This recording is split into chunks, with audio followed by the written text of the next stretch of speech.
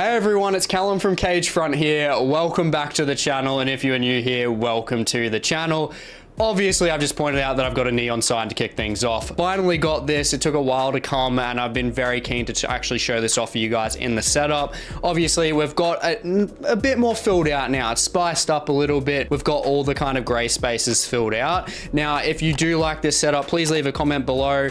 And if there is anything you would like in the background, if there's any ideas, I'm definitely open for them to, you know, make it better, obviously, for you guys that are watching these videos. But aside from that and the background, we have UFC 311, the first pay-per-view event of the year, which is none other than Islam Makhachev taking on Arman Tsarukyan in their rematch for the lightweight strap, which is going to be a banger. But not only that, we have the co-main event of Merab Dvalishvili taking on Umar Nurmagomedov for the 135-pound strap. And this card is stacked. We don't just have the main event and the co-main. We have got Alex Pereira's sons, Yuri Prohaska versus Jamal Hill with probably a guaranteed KO, let's be honest here. And then we've got some really nice undefeated prospects as well. We've got Clayton Talbot, who's like a minus 1400 favorite, taking on Raoni Barcelos. And we've got Rinya Nakamura from Japan coming through earlier in the card. And we are going to be breaking down and analyzing and predicting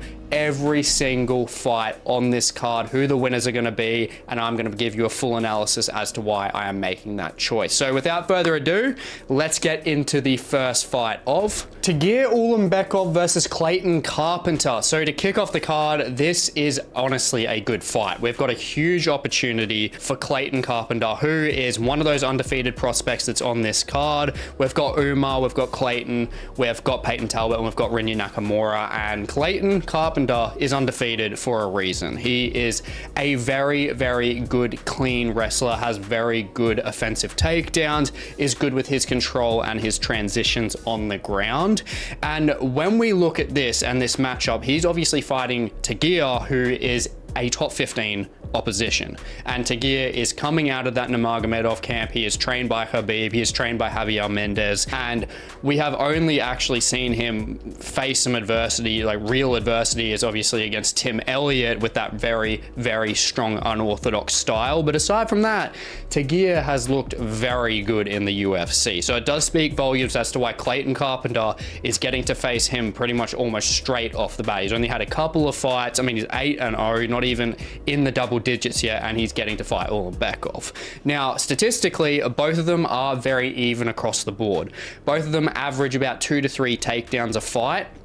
They have about 3 to 4 strikes per minute as well, so similar outputs, and also their strike accuracy. They hit at about a 55% clip, and they both also hunt about 2 submissions on average each fight. So they are pretty much mirrored statistically. Now, obviously, I said with Clayton Carpenter that wrestling is pretty heavy on his side when it comes to just the prime part of his game. He's got the wrestling transitions. I mean, when he fought Rosa in his last fight, just completely outworked him on the ground, and he's never been finished.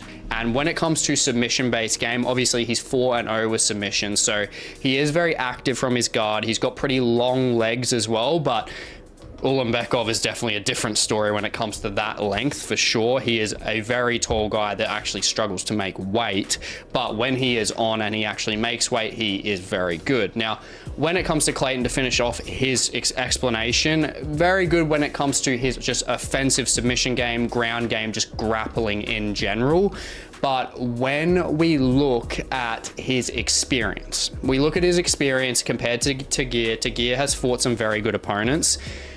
But Clayton, he hasn't really fought anyone notable. He did beat Edgar Chairez coming into the UFC, who Edgar Chairez is definitely durable. He's a dog. He's lost a bit now, but he is still a fairly credible opponent.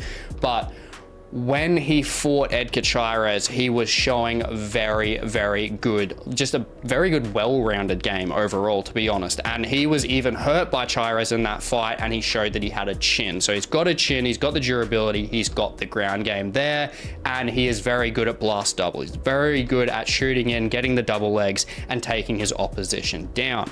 Now, when we look at Tagir, definitely long for the division. He's got a 4-inch reach advantage. He's a good offensive wrestler. He's got rear naked chokes. He's got guillotines. He's got arm bars in his arsenal as well. He's definitely an offensive threat, just like Clayton on the ground. Now, when it comes to the striking, he doesn't really have power. I've only, in the time that I have seen him fight, I've only actually ever seen him drop one person.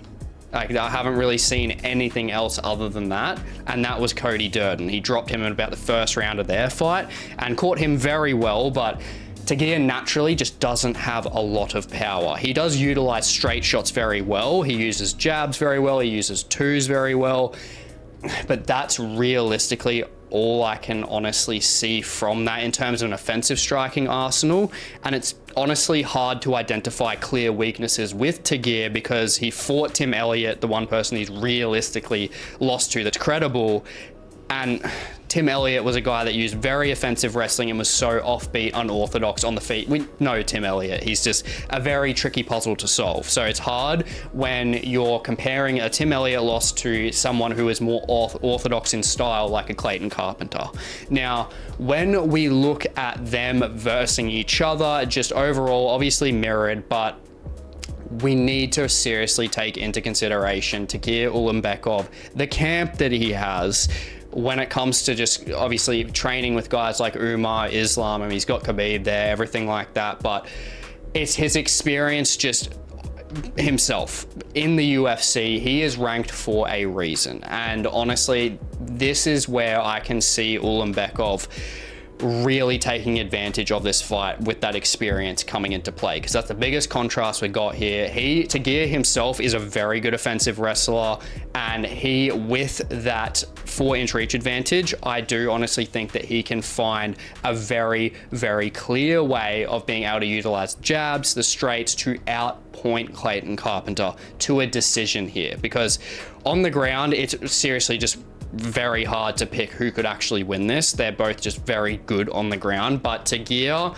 in contrast to Clayton, when it comes to the feet and the technical ability, maybe not the power, but the technical ability is the clutch thing that I'm seeing in this fight. And I do believe he is going to be able to edge a decision in this fight, outpointing him, transitioning on the ground well if it gets there, but really utilizing the jab and the two, those straight shots, and that reach advantage is going to take the win for him in this one and take away that undefeated streak for Clayton Carpenter. Moving up the card to Ricky Turcious versus Bernardo Sopaj. So this fight was actually canned beforehand. This was a couple fight nights before, around, I believe it was August, September possibly, where they were supposed to be on a fight night on the main card of a fight night, and it got canned. So I did actually already pre-analyze this fight, and leading into this, there's not really a change for me here. We do have Sopaj, who is definitely a kill or be killed fighter. He has 10 out of 11 finishes. He's taken out his last 3 wins by KO, but he has gone into a fight with Vinicius Oliveira and has been absolutely fucking murdered by him in his last fight. So it's a massive tell to see how he comes back in this fight, because a knockout like that is completely career-changing to take. That was one of the best KOs of 2024, without a doubt. Now, statistically, when it comes to Sopaj, he's accurate on the feet, he's got power, he constantly initiates takedowns and hunts submissions, which I don't know about that against Turcious in this. He, I believe, will really need to be able to utilize the striking here to take advantage against Turcious, because Turcious is very, very good at scrambling and controlling on the ground, and that's where he's got most of his wins from. That's why he is 9-2 when it comes to decisions. That's where it's going to be tricky to see if Sopaj is going to be gun shy, because if he is going to get a win realistically from the striking acumen he does have, is he actually going to come out okay after such a brutal KO loss? That's something that we just don't know, and it's hard to really base it off that. Now, Turcious is someone who doesn't have like a very offensive, just strong, valid threat.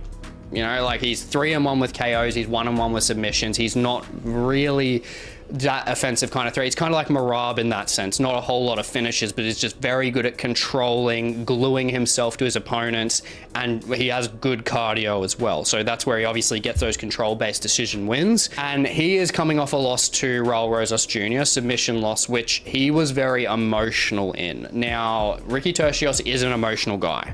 So that's where, if it plays into the fight, that's where it's going to be a big pro or it's going to be a big con, because a big pro means he's dialed in, he's just ready to go, or it's a con in the fact that he's so emotional he throws his technical capabilities out the fucking window and tries to take his head off, which if Turcious is emotional and tries to take Sopaj's head off, I can see Sopaj possibly honestly taking him out. But looking at Ricky Turcious as a fighter, not really looking at those emotions there, I don't think are going to come into play. I think through the 15 minutes, without taking any decent damage, with the ability that he does have to wrestle offensively, which I believe he is just naturally better at than Sopaj. Sopaj's still young, 24 years old. He still has a fair bit to learn. Now, Turcious, he's obviously gone through, won the Ultimate Fighter. He does have decent experience there. And that's where I do see Turcious coming through with a decision win here. And honestly, it's a pretty good moderate underdog to take. I strongly think so. I think Turcious he has the experience, he does have that scrambling capability, he is strong there, he is good with the wrestling and the control. And Sopaj, being such a heavy favorite with a KO loss like that, just coming off that, like, I don't know why he is such a favorite. I can understand to a point why he could be, because he is more well-rounded with an offensive threat overall, but I don't like that as being that heavy of a favorite. And I think there is a pretty nice win there for Turcious to take in this one. Moving up the card to Muin Gafurov versus Rinya Nakamura. Now, if there is anyone other than Peyton Talbot down this card that will have eyes on him, trust me, it's going to be Rinya Nakamura. He will definitely be getting that same treatment. He is a very good wrestler. He has a 90% takedown accuracy, which is one of the highest statistically in the whole entire organization. And he's got power in his hands. He's got the confidence. He's got cardio, obviously with that wrestling base. And yeah, he has just pretty much steamrolled all the opponents that he's fought. I'm very excited to see Nakamura hopefully be a bit more consistent, because this is honestly tricky. It's been tricky for him getting consistent fights. He hasn't fought in quite a bit of time. I don't think he's fought in almost a year. So it's very tricky in terms of him just staying consistent. But I mean, down to a T, I think there might be just a reason as to people not wanting to fight him, because you can obviously see why. He's undefeated, he's well-rounded. I mean, doesn't have a submission threat really, but the KO power's there, the confidence there, the cardio's there, the wrestling is fantastic. And in this fight, he's a minus 450 favorite, and I'm going to be taking him getting the double-digit undefeated streak here.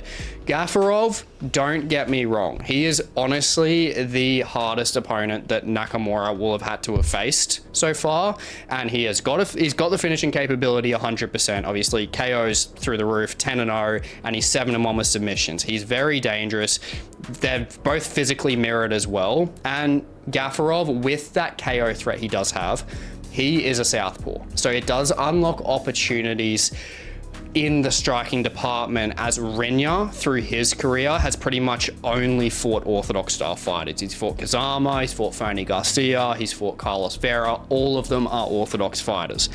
And Nakamura hasn't faced a finishing threat as prevalent as Gafurov. So there is definitely a possibility that Gafurov could get this done. You can't doubt his power, but Nakamura on the feet, even defensively, very good traditional tight boxing guard. He's defensively sound on the feet. Transitionally, in contrast as well, he is going to give Gafurov those issues. He's just too adept on the ground compared to Gafurov. Gafurov does have a good gas tank overall through like the first or the second round, but yeah, Rinya Nakamura, honestly, he'll be able to go 3 rounds. Absolutely no sweat. So Honestly, I think if Gafurov, the best way for him to actually win this is to completely try and chop down Nakamura's legs to just stop him from shooting. He needs to stop him from shooting, make him tentative, really show that that power is there, land a few good clean shots on him early, and then he could make Nakamura hesitate and possibly throw his game plan out the window. But even with that, Nakamura's got the striking there and he is technically sound defensively. So honestly, it's hard to make a claim for Gafurov overall in contrast to Nakamura. Nakamura, I think, will just drown him transitionally and he will just really drown him out through those later rounds. I do think that Gafurov, obviously, as we know, he is a tough guy to put away. So I think it'll probably honestly be a 30-27 decision. But if the gas tank is really getting thrown out the window by Gafurov, especially through that first round trying to take his head off, and then Nakamura is successful with the wrestling, do not be surprised if Nakamura is able to take out Gafurov in the third round. But to play it safe, got to go Nakamura, getting that decision, just drowning him out transitionally on the ground. Moving up the card to Carol Rosa versus Ailin Perez. So Carol Rosa, she's coming off honestly the best win of her career fighting Pani Kianzad. She utilized leg kicks very well, just chewed her legs to bits. Her cardio was in check. The Muay Thai was very clean in that fight as well. Used very nice elbows in that fight. And yeah, she's just really been improving and she's been in some entertaining fights, as honestly dog shit as bantamweight is a lot of the time. She has actually been in some entertaining fights to try and salvage that division. Now, Ailin Perez, in the last few fights she's had as well, she has been entertaining. She's looked great. She's on a 4-fight win streak and she has a very good, just well-rounded game now. I mean, she uses her strength a lot better now. She uses the clinch exchanges a lot better. She has better takedowns. She gets the fight to the ground. Before this, like before the last 3 or 4 fights, she was really just only able to utilize an ability on the feet, just utilize some form of striking, and obviously that's where those 4 KOs came from. But recently, when it comes to, just more impressively, honestly, when it comes to her submission game and her wrestling transition and that strength, she's taken out Zalesniakova, she's beaten Jocelyn Edwards, who are both, well, Zalesniakova, ground game is absolutely abysmal, but her striking is actually somewhat decent, and Jocelyn Edwards is definitely decent in that division, definitely like a gatekeeper in that division. Now, they do have more of a contrast in styles overall than pretty much most of the fights on this card, which is a good thing to spice things up. Perez, although she, as I said, is rounding out her game a bit better than Carol Rosa is. Carol Rosa isn't that great on the ground, and when we look at her statistically, she like completes 5 takedowns per 15 minutes. So that is very, very active for Ailin Perez in terms of those takedowns. And then Rosa on the other side, she lands almost 7 strikes per minute. So very, very evident as to what styles they are really liking to use now. So can one of them sink the other's game? Can one of them sink into each other's game realistically? Is that possible? Look, I think that is, and that's why, honestly, I do believe out of the 2 of them, I mean, Ailin Perez, she's got the same amount of KOs there. She is naturally more well-rounded, and I think as an underdog pick to take, I think it is a good one, and I think that she can get a decision win here, possibly even a submission, seeing how she goes, but I'm more safe with honestly, the decision win here, I do believe. I think it's just more evident in that sense because Ailin Perez, if she gets Rosa to the ground, she's not going to want to let her back up. So it's like the position over submission basis there, which I think Perez will want to go for, because Carol Rosa, with that Muay Thai, you don't want to be standing with her for that long overall if she's really consistently utilizing that Muay Thai like she did against Pani Kianzad. And I believe that's what Ailin Perez will be thinking. So I do believe that Ailin Perez, she is going to be able to get this one done. I think she's going to be able to use decent volume on the feet. I think she's going to be able to hang with Rosa a bit, but I think that when it gets deeper, the grappling is going to come into the 2nd and 3rd round especially. She's going to do a good job of drowning out that clock, and that wrestling is going to get her across the line as an underdog win here. Moving up the card to Grant Dawson versus Diego Ferreira. Now, this is pretty dangerous in terms of just like a betting analysis, because Diego Ferreira is a nightmare when it comes to bet slips. He is like an older guy, pretty unassuming in that sense, but he has fought very good opposition and he's lost to very good opposition. He's got the experience there. I mean, he's just beaten Mateusz Rebecki, who was on like a 18 fight win streak, I think. Something ridiculous, absolutely swelled his eyes shut. He did a very, very good job in that fight and was a considerable underdog. And he's the same here. Now, Rebecki and Dawson are different fighters. Like, there is, on paper, you can see, you would think, okay, Grant Dawson's definitely going to take this. He's 3-1 favorite. He's 10 years younger. And I mean, he's in the top 15 for a reason.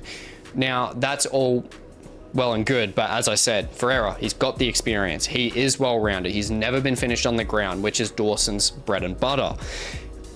But when it comes to the opposition that Ferreira has actually lost to, he has lost to Gamrot, he has lost to Dariush, and he's lost to Poirier as well. So very good opposition, but I highlight Gamrot and Dariush because when you look at those two and their styles, Grant Dawson is very similar to their styles. Now, looking at that stylistically, that's where I'm feeling like Grant Dawson is going to be one of those trickier stylistic matchups for Ferreira to go against, because Grant Dawson is more of a fight IQ technical based fighter, as long as he's not getting KO'd in like 30 seconds by bloody Bobby King Green. But when it comes to that, he is a bit of a stylistic nightmare when it comes to just consistent wrestling. The guy, I mean, what he did to Joe Solecki absolutely drowned him. And what he's just done to Rafa Garcia as well, he's shown a different level of striking. He has looked a lot cleaner with his striking. Well, honestly, probably the best performance he's had by far. He looked great. And I would be more hesitant in this matchup when it came to obviously Ferreira possibly winning this, but Dawson really rounding out that game. I was very, very impressed in that Rafa Garcia fight. Now, can Grant Dawson submit Ferreira if it gets to the ground? Possibly. I mean, Ferreira though, he is very good at posting, very good at sprawling. He's very good at just staying alive on the ground. Like, he's good at just posting, pushing off, making sure that he can flick the opposition off him. I mean, he flicked bloody Rebecki halfway across the octagon when he tried to get on top of him. So like, he's very good defensively, very just defensively aware overall when it comes to the ground, when it comes to the feet as well. Now, when it comes to Ferreira's speed, he's not as fast as Bobby Green, that's where Bobby Green caught Dawson very flush, just the speed definitely, and just caught him straight on the button. Now, Diego Ferreira, not exactly the same in that sense. And Grant Dawson on the feet, if they are exchanging, statistically, Grant Dawson is actually a lot more accurate. He's a lot more accurate. Ferreira is a very good fighter at just going against these guys who are very dangerous, especially in the first and second round, surviving those first and second rounds, and then really putting it on them in the second to the third round, just really having that seesaw switch. The problem is though, when it comes to the stamina, is Grant Dawson is not going to run out of stamina, because that's what happened with Rebecki. Rebecki was dying, and then Ferreira completely took advantage, because both these guys both have great stamina, but Dawson, he's more dominant offensively with the wrestling, and on the feet he is just improving, and ultimately I'm going to be taking Dawson by a decision here. I don't think he's going to be able to get the submission. I think Ferreira is just very good defensively overall on the ground, and I think Dawson will have a similar performance to Joe Solecki, but with a bit more adversity there, because Ferreira is definitely better than Joe Solecki. I think Ferreira will be able to put it on Dawson a bit. It'd probably honestly be like a 29-28. I could see Dawson probably really coming in the first round, just trying to get him off his feet, control him. Second round, I think Ferreira comes through. I think he starts actually just pulling off that striking very well in the second round, starts stringing those combinations together, starts to try and sway that fight. But Dawson, not running out of stamina, knowing what he needs to do, I think that he is going to find a way to get the fight to the ground in the third round, and he is going to steal a 29-28 decision with rounds 1 and rounds 3. Now, moving on to Anthony Smith Jr. versus Billy Elekana. We have Bogdan Guskov coming in, who was supposed to fight Johnny Walker, and Johnny Walker pulled out. Don't know what happened to him. Hopefully he did not get knocked out again. I'm praying. But Bogdan coming through, obviously taking the fight with Billy Elekana, and Billy Elekana coming in on short notice. The guy, honestly, from what I got to see of him on the regional scene and PFL, pretty exciting on the feet. Like, he's pretty good, decent kickboxing. He utilizes head kicks very well. He's got good hand speed when he's in flurries as well. But when it comes to him stylistically against Guskov, the speed is definitely a factor for him. That's without a doubt. Now, is it going to be compromised being on such short notice? That's a possibility. We just don't know. Now, when it comes to the ground game, not really much there. I haven't really seen too much takedown defense from him. He's mainly fought strikers, to be honest. And Guskov on the ground, not that great overall, to be honest. And Elekana, from the other things that I could see from him, he's got good lateral movement. His linear movement's okay. I think when he moves in a linear line, his defense is a little bit compromised, but when he's moving laterally, he is actually very decent. He's very good at moving along the outside of the cage, utilizing the reach that he does have, flicking those fast hands, and utilizing like a kind of like a Whitaker combination where he goes like for a 1-2 head kick or body kick. He's pretty decent at doing that. So yeah, just kind of a durable kickboxer is what we've got there. Now, when we look at Guskov, we definitely have Guskov on the experience side. He's got KOs for days. He's 14-1. He is pretty durable guy, but most importantly is Guskov's strike accuracy is what has found him so much success. He's got over 60% strike accuracy, and he is more powerful than Elekana for sure. And it is a bit difficult to say whether Guskov is going to have the speed to catch Elekana clean, because Elekana laterally moving, which he's gonna do against Guskov, he's got any brain cells, because standing on the center line, Guskov will probably take his head off. Now, when it comes to Guskov finding the mark on him, obviously every chance in the world. He is the one that's had the full training camp. He is the one that is going to be physically fit for this fight. He's fighting a guy that is tall as well. I mean, he's going to fight Johnny Walker. So in terms of frame wise, like Elekana isn't as tall, obviously, but still very similar in terms of just kind of that lanky kind of fighter. So in a sense, Guskov is training for a guy physically in the same way that Elekana is to Johnny Walker. Now, can Guskov get this done? I think that he will.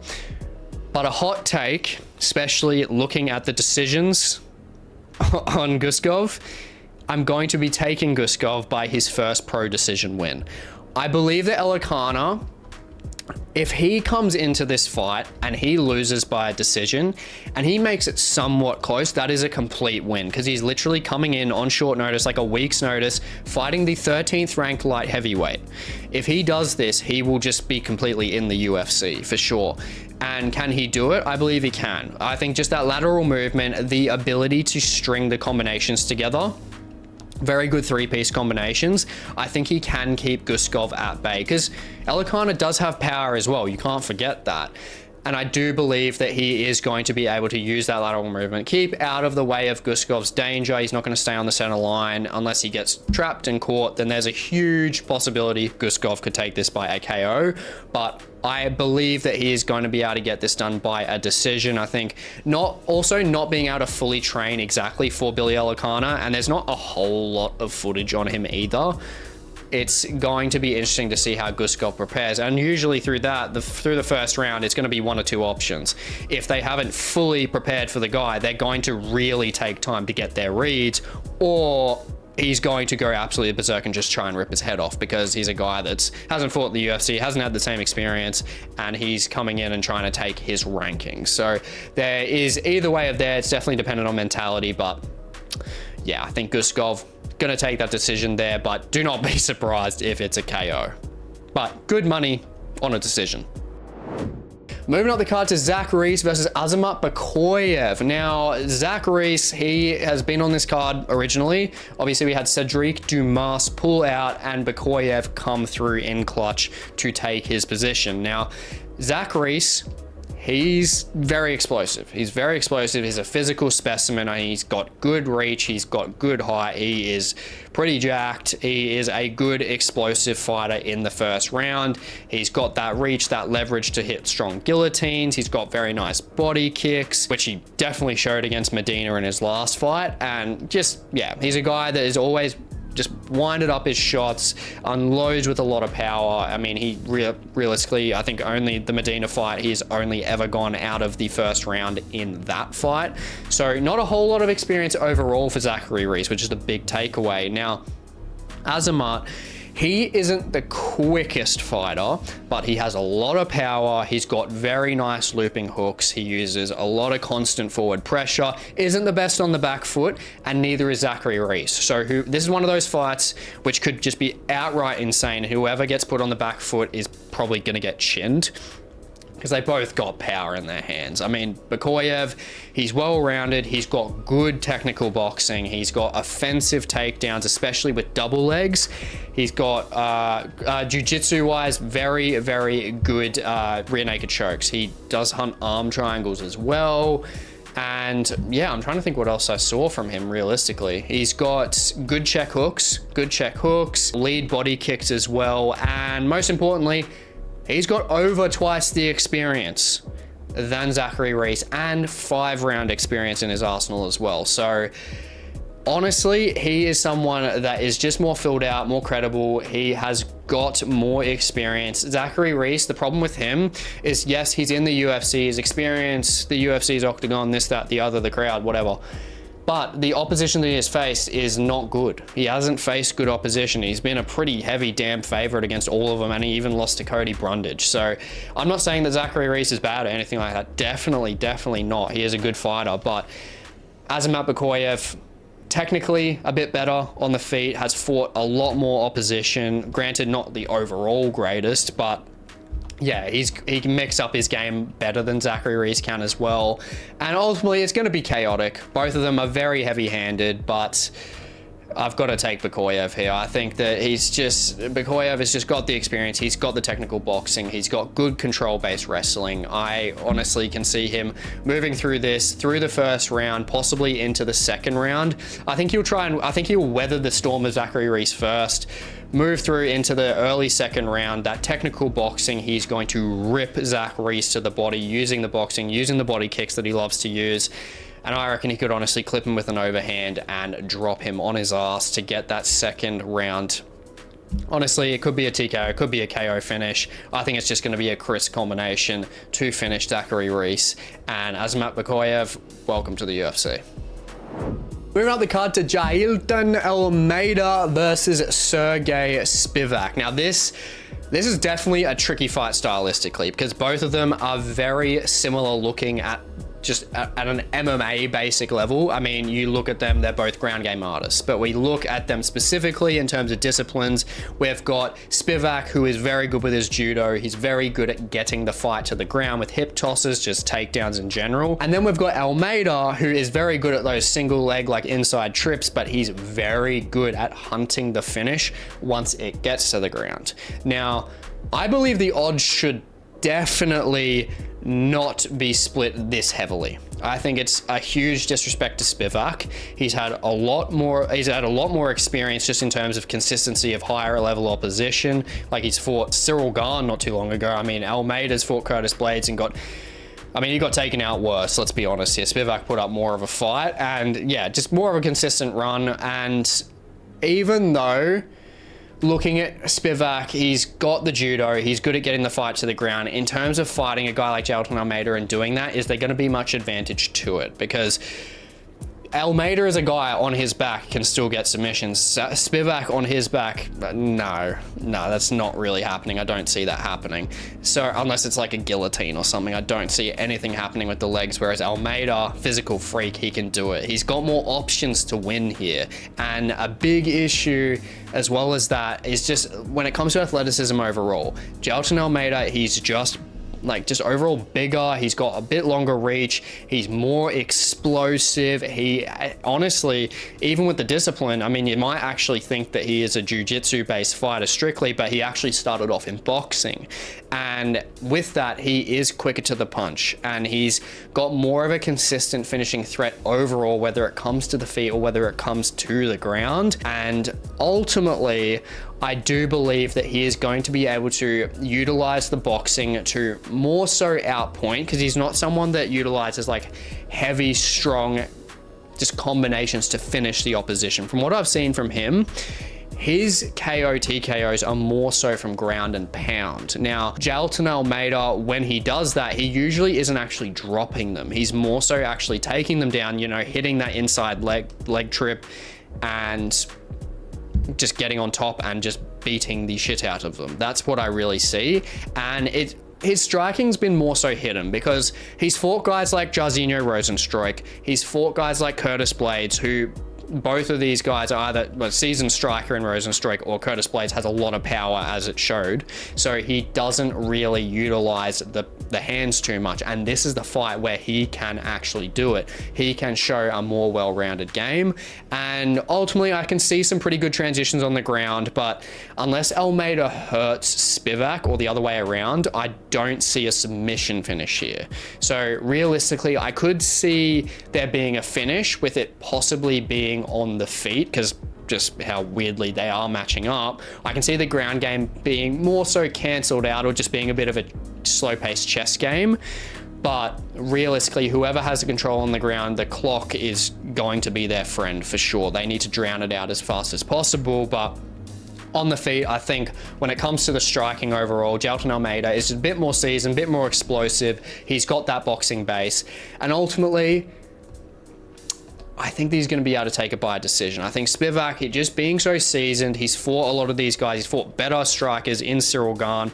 Like Jailton Almeida, I think that there's a possibility he could get like a third round finish if he really starts laying it on Spivak. But Spivak isn't a guy that's going to really tire out even through to the third round. He's got good cardio. He is seasoned. He's fought very good opposition.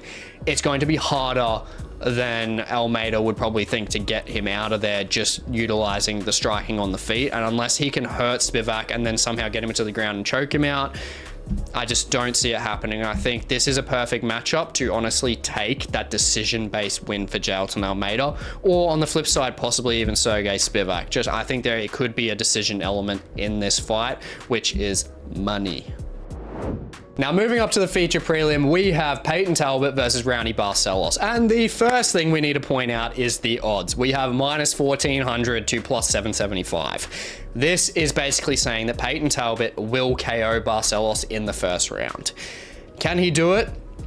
He 100% could. And Talbot, I'm telling you, he is like the new big thing. If you haven't seen him already, definitely watch him. He's kind of like a new O'Malley type. Not as like flashy, but he's got some serious power in his hands. Very good technical ability. I mean, he's got the tattoos, he's got the he did have the shaggy hair. He's lost aura points for shaving that off. He should have kept the bloody shaggy fro, but he is a guy that is so evident when you look at him, you know he's extremely confident in the cage. And when he fought Cameron Simon, that's one of the only fights where I've genuinely been like scared. I'm like, they need to stop this fight, because Cameron Simon was like a guy in a back alley just getting the shit kicked out of him by a guy that he owes drug money to or something like that. Like, it was brutal. And Peyton Talbot goes through that, goes into his next fight against Yanis Gamora and takes him out in like 40 seconds. Like, he is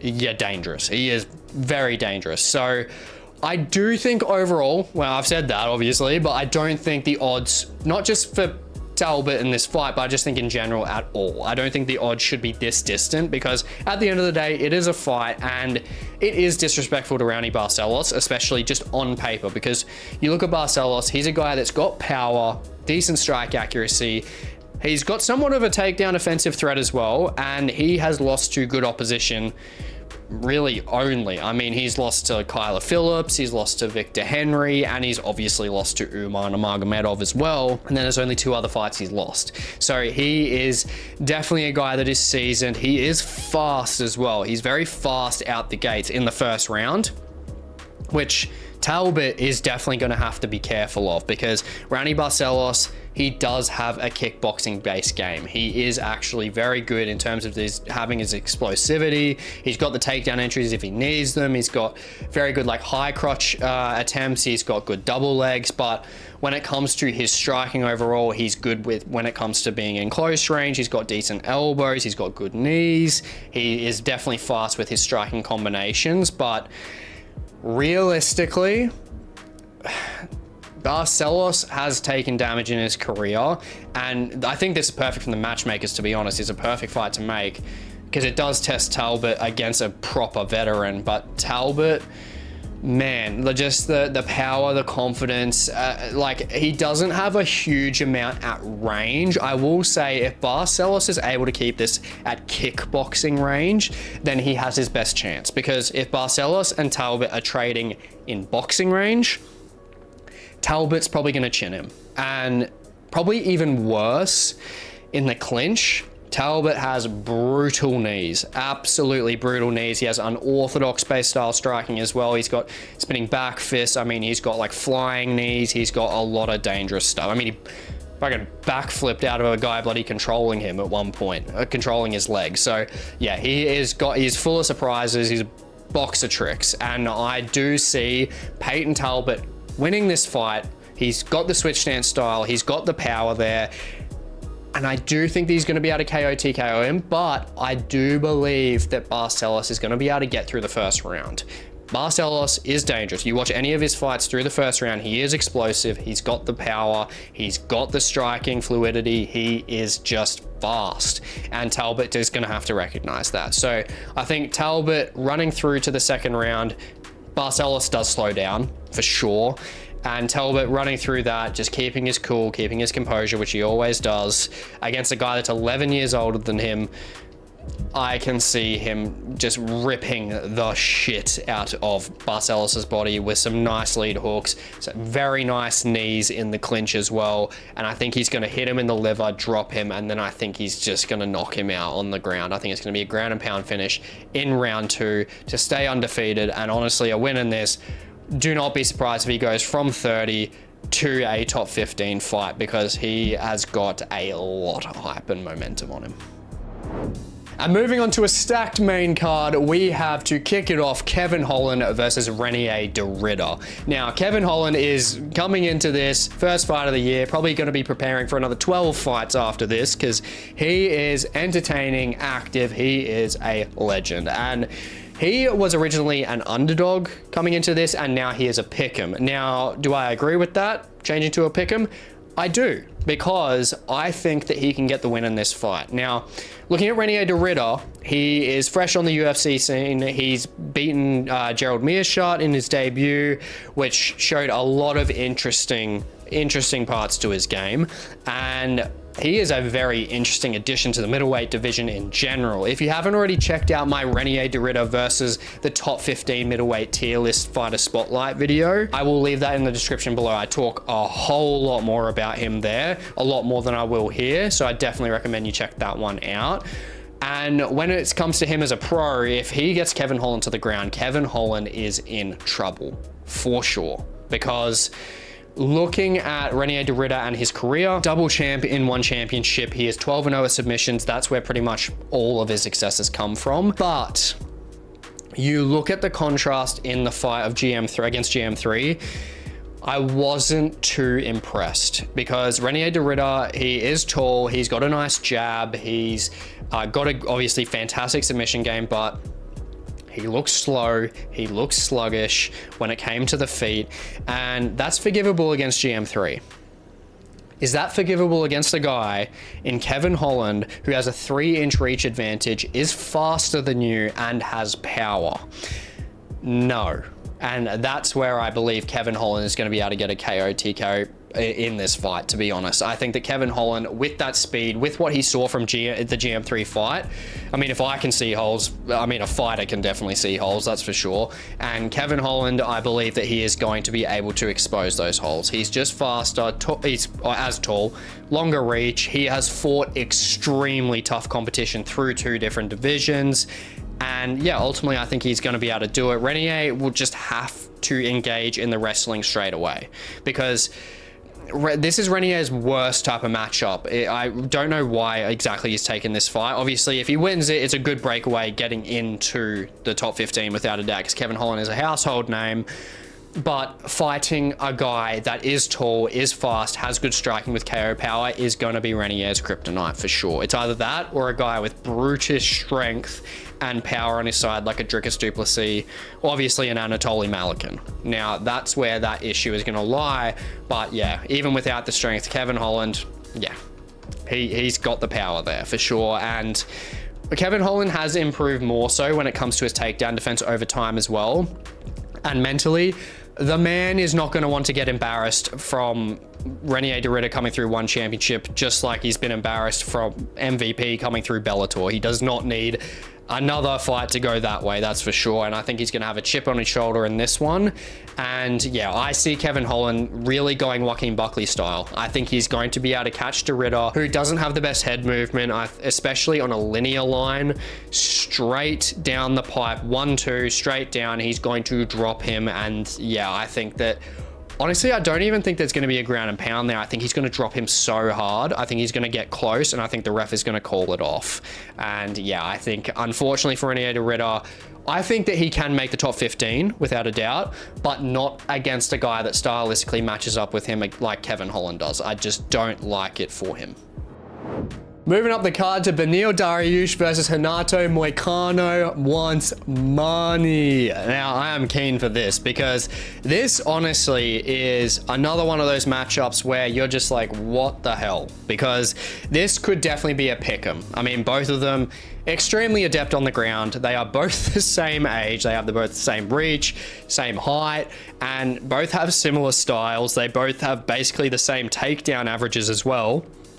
They're both the same takedown accuracy percentage, both of them the same amount of submission attempts, and both have fought great opposition. They both fight out of great gyms. We've got obviously Dariush heading King's MMA, and then we've got Renato Moicano out of American Top Team. So I don't know if I need to say any more, which makes this harder to choose, but I'm going to say that Beneil Dariush, he has faced the top of the top competition for sure, more so than Moicano has.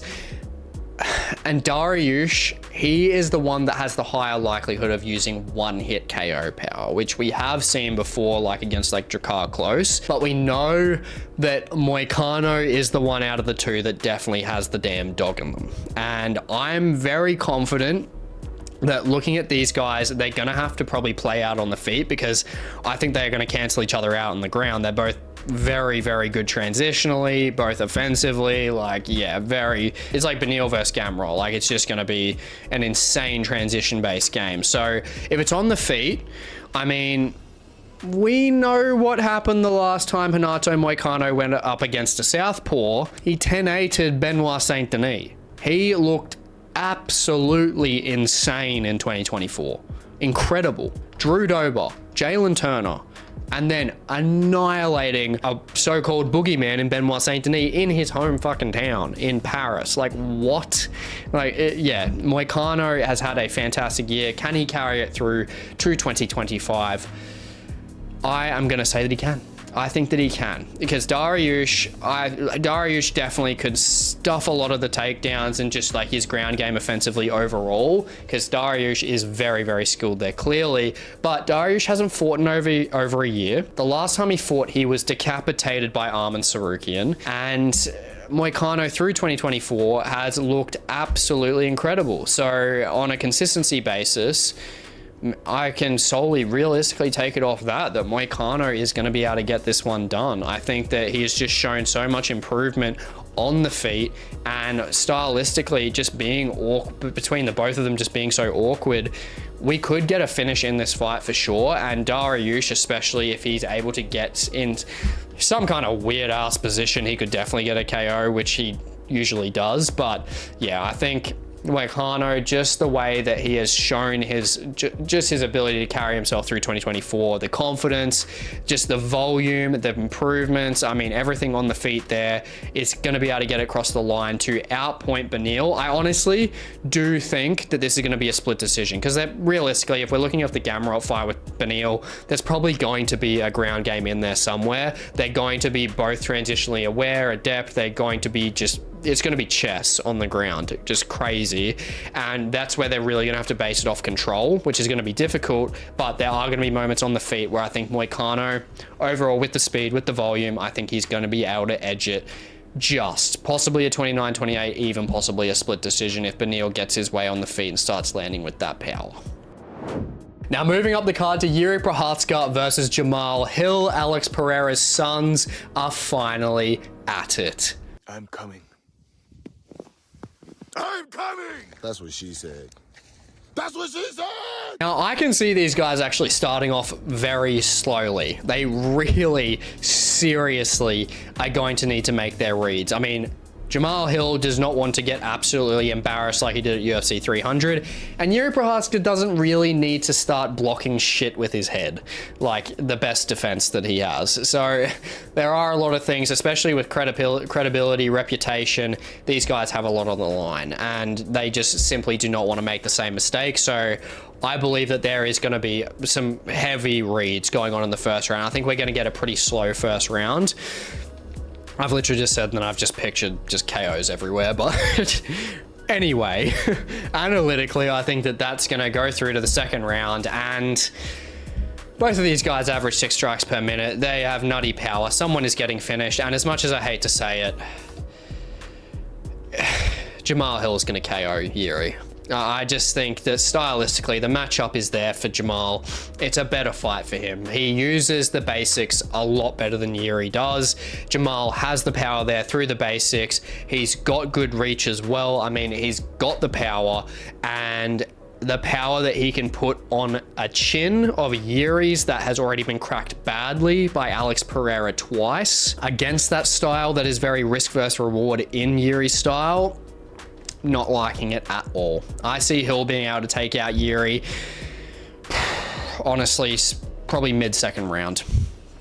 I think that he's going to be able to get a straight right down the pipe, one of those lunging straights that he has, straight down the pipe, and then I think he's going to be able to drop Yuri, and I think the ground and pound is going to be the end of him in the second round. Look, Yuri, I do love him. I would love him to win. I like him more than Jamal Hill. And he does have every chance to catch Jamal with the unorthodox techniques that he does have, but the risk versus reward is too strong. And I think Jamal, with his natural orthodox style and the power that he does have, I think he's taking out Yuri, and I think he's coming back to fight Alex Pereira to get knocked out again.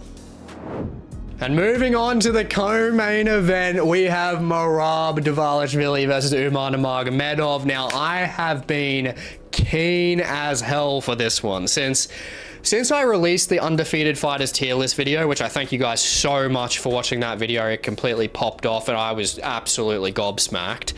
You guys just left so much support on that video, and I really, really appreciate it. It's honestly so good talking to you guys in the comment section as well. But there was some comments about who out of Merab and Umar is going to win, because man, Merab has an army, and yeah, it's definitely the most talked about fight on this channel, so I want to give it a good run. And ultimately, look, I can see both sides, and if you've been watching my channel for a while, you know that I've spoken about this fight here and there in bits and pieces, and my verdict was that Umar Nurmagomedov would be winning this fight. But I can see both sides. I mean, Merab, we know he's a cardio freak. His resume is bulletproof. He's beaten many former champions. He's definitely one of the best wrestlers in MMA and is the pound for pound #1 for cardio for sure. but I've said it in past videos, stylistically, Merab has never gone up against the level of wrestling / sambo style that Umar possesses within an octagon. Merab wins by being able to completely outwork his opponents by either grinding them out against the cage, but look at who he's done that to. He's done that to O'Malley, he's done that to Jan, and he's done that to Jose Aldo, most notably those three, which is fantastic. They are very difficult fighters to beat, all of them former champions, but they are all strikers. None of them have offensive wrestling to compete with Merab. Now granted, Cejudo did, but on the flip side, he didn't really have the offensive striking threat to actually concern Merab like those guys could. Obviously in the first round he did clip Merab with a nice hook in an exchange, but didn't take him out. Now Umar, if we combine all those, he is the first opposition that has a wrestling game that can compete, and he has better striking than Merab. He's got the kickboxing / taekwondo base, and he has the ability to potentially keep Merab on the feet over 5 rounds. Now, there might be points where Merab is going to be able to get him down, but is he going to be able to keep him down?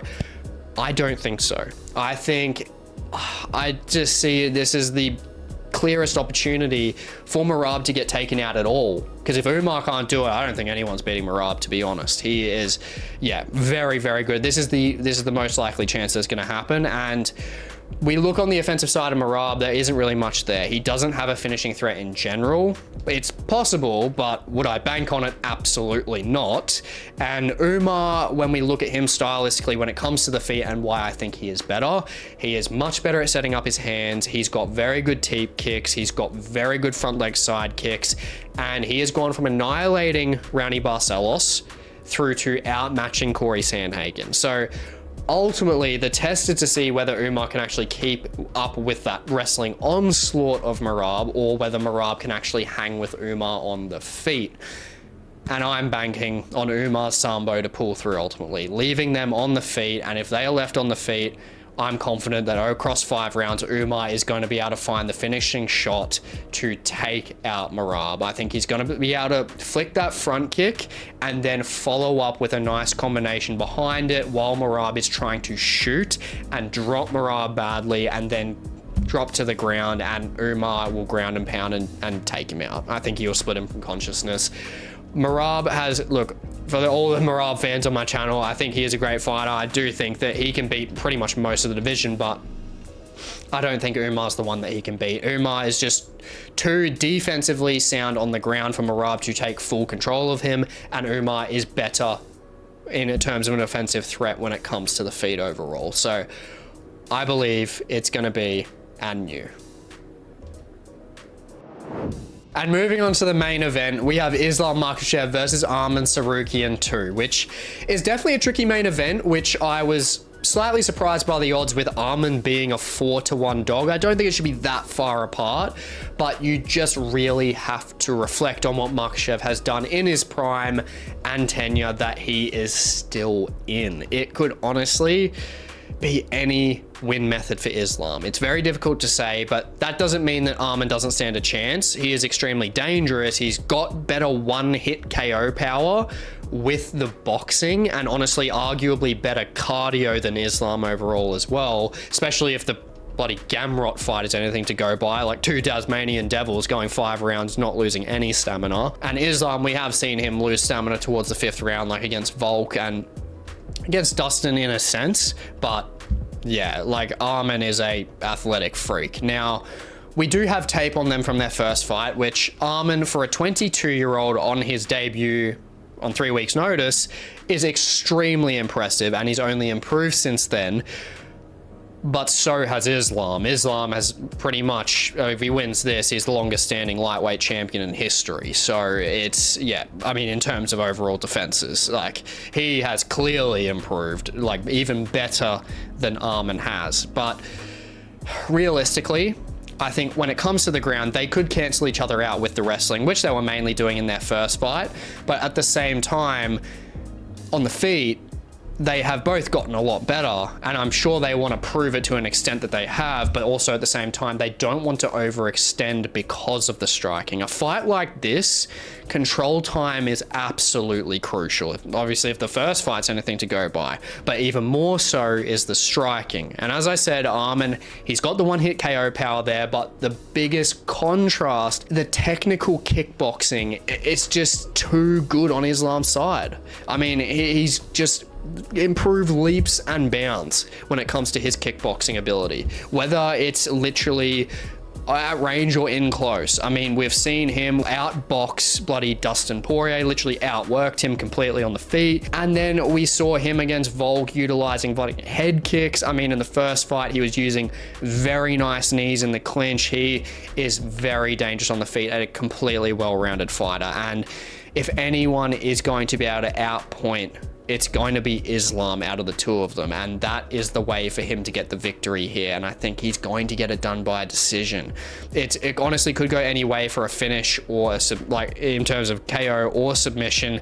For Islam to get a submission, he's going to have to hurt Tsarukyan badly. Tsarukyan's got pretty good submission defense. We saw him against Charles. But yeah, getting it there is going to be hard because Arman defensively, transitionally, is going to be a nightmare to get him in the right position to hold him. And Islam, when it comes to KOs, there's a possibility, but I'm looking at that overextension and that possibility, because if Islam overextends and Arman takes him down, that's Arman going to be able to drown out the clock. And Arman being on top of Islam is a lot more valuable in that sense, because Arman's cardio, I believe, is just better. So that's where I honestly think Islam, he will use less of a ground game approach, and I think he's going to try and stay on the feet, utilize that kickboxing to a absolute T. I think he's going to do a fantastic job of that. I think Arman is going to come out the first round. I think he's going to surprise Islam with how explosive he is. I think he's going to heavily aim for takedowns and really try and use that cardio threat to drain out Islam's tank, to really not allow him to take him out in the mid rounds or late rounds, to try and just wear out his arms. But I think Islam's going to take rounds 2, 3, and 4. I think he's going to start working him when it comes to that kickboxing, really get a read on Arman's rhythm. And then he's going to be 3-1 up. I think in the 5th round, that cardio difference is going to come in. I think Arman could potentially even hurt Islam because he's going to have that desperation there.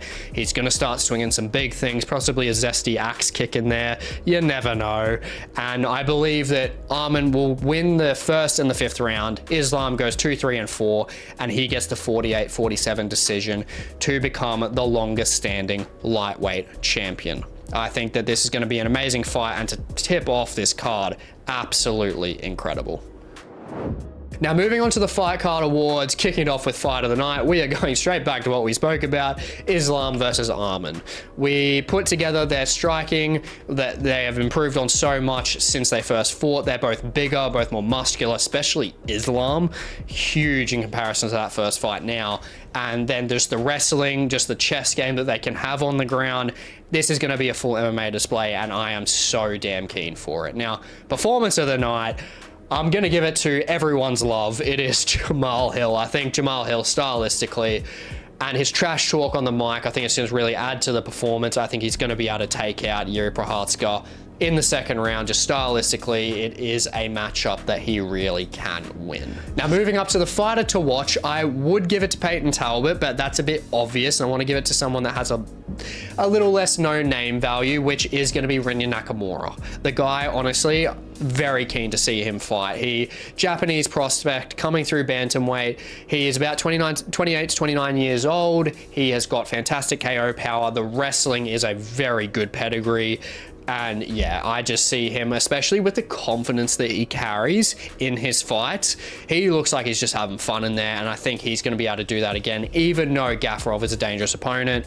This guy, he's undefeated for a reason, and he is built different. Now, finish of the night. Merab viewers, please don't click off. I've got to give it to Umar Nurmagomedov. I just think that this is the time. I think Umar, stylistically, he is the nightmare for Merab. Just the finishing capabilities, whether it comes to the ground, even if Merab is wrestling him on the ground, Umar has the offensive threat on the ground. So he's got to watch out of that too. Then on the feet, especially, as I've said in the analysis, Umar has got the Taekwondo kickboxing base. He mixes things up very well, from front leg side kicks, teep kicks, spinning heel kicks. He is dangerous, and I believe he is going to be able to catch Merab, and he is going to be the Anu of this fight card. I hope you enjoyed today's prediction video, and I hope you enjoy UFC 311. And if you want to see more MMA based content, definitely check out the video on the screen, and I will catch you in the next one. Please like, comment, and subscribe. It also goes a very long way. Thank you.